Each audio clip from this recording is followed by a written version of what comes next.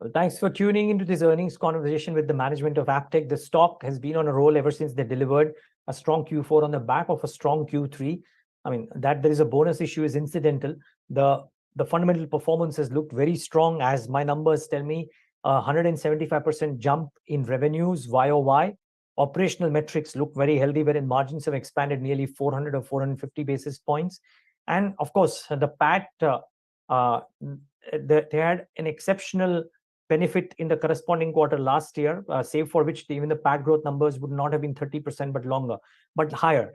But let's get in Dr. Anil Pant to talk about how he has seen FY23 as a year and not just Q4, which of course has been healthy, and what are the plans for Aptech for the quarters ahead. Dr. Pant, thanks for joining in. You would have been happy with the quarterly performance, but I take it that it's not just the quarter.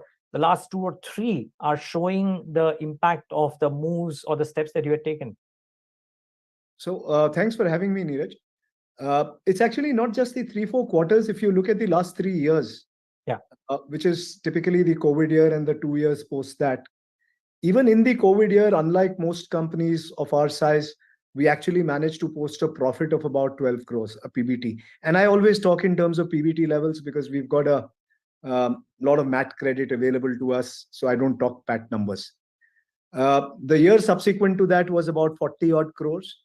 And the last financial year, which is FY23, we posted about 80 odd crores. And so it's not just 3 or 4 quarters. We've been on a roll since the last about 12 quarters.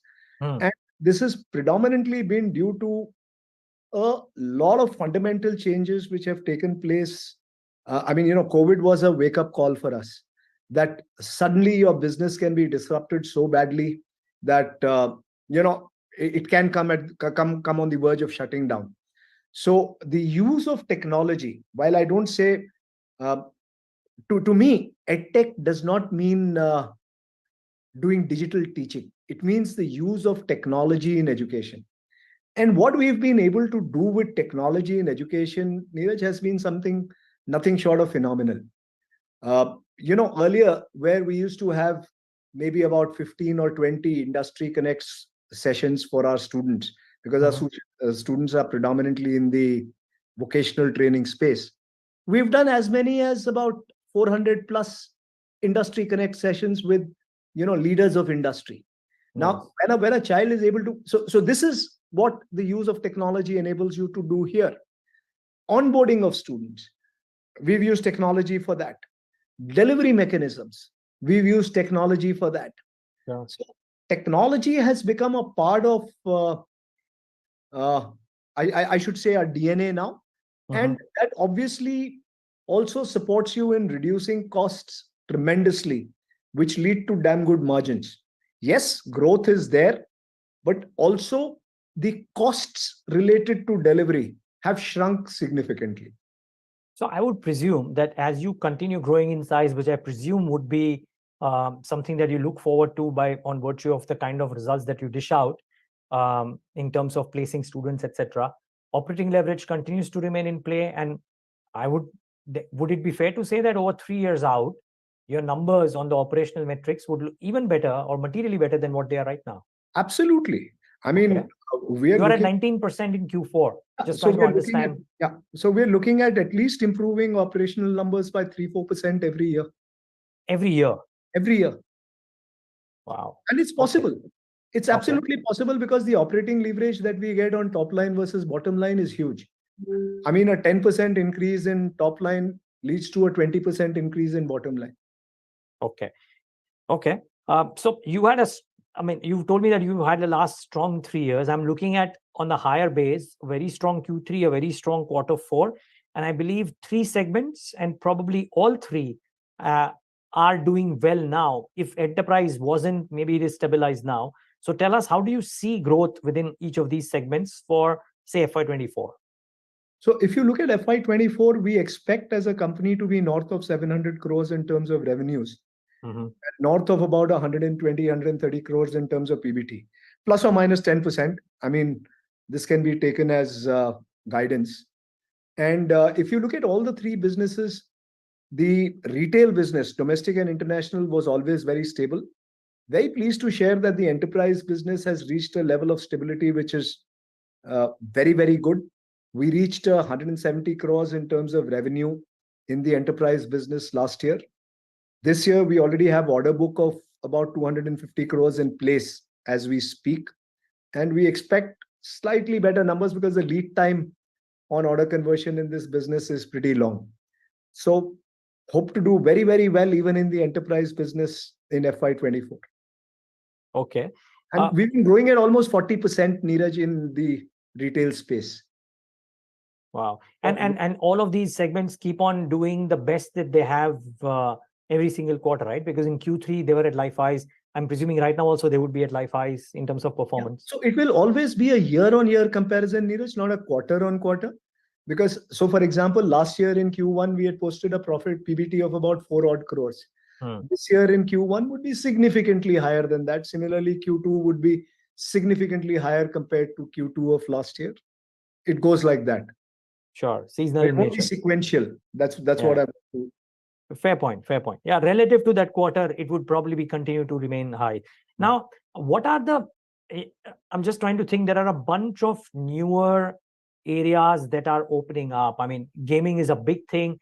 AI is a big thing. And there is a lot of talk of how AI stands to disrupt learning, education in a big way. We saw the evidence of that, or at least the market perception of that evidence in the way the Duolingos and etc. of the world came off when ChatGPT and Bard and others came up. Now, how are you guarding yourself against all of this, or how are you using these to enhance your offerings? So if you look at it, we've always actually run courses in AI, ML, blockchain. These are all part of our curriculum in terms of offering the IT course to students, whether it's in India or whether it's outside India. It has a lot more traction outside India than in India.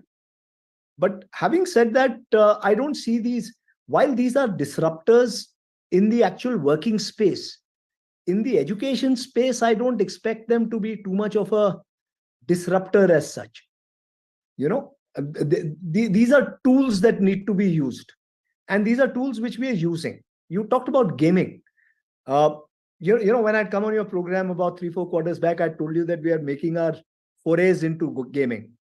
And in less than 3-4 quarters, gaming is contributing almost about 10% of our revenues in the media and entertainment space. And this year we expect it to grow to about 20% plus. So each of these places where there is, let's say, the use of technology, or these are the hot places to be in for students, we're already there. Wow. Okay. So how you've given me a guidance. I mean, I would love to understand last couple of things. I mean, considering how the business is, now it goes on an autopilot. You keep on enhancing your offerings. Students keep on realizing your placement records and your industry outreach, and they keep on coming to you. Yep. How does the juggernaut roll on from here on, say over the course of the next 3 or 4 years? One is in terms of numbers, which is one aspect that I definitely want because we are a business platform. But two, also in terms of what does Aptech become 3-4 years out in terms of the kind of courses, the kind of outreach, the kind of partnerships that you do. Please give me a sense. So you look at it this way. I mean, I've already shared the guidance for the next year. Agree. Right? Now, when we talk about 3-4 years down the line, I see us as dominant players in the media and entertainment space. I see us as dominant player in the beauty and wellness space, because that business of ours, we're already market leaders. Last year, we've trained more than 20,000 students across about 150 outlets. And a lot of this growth is actually going to be driven by 2 factors. Now, on a same store sales growth, we're already running at about 30%, Neeraj. Now, that's probably as good as it gets. So a lot of this growth is going to be driven by new store addition, both in India, new additions in existing geographies, geography expansion.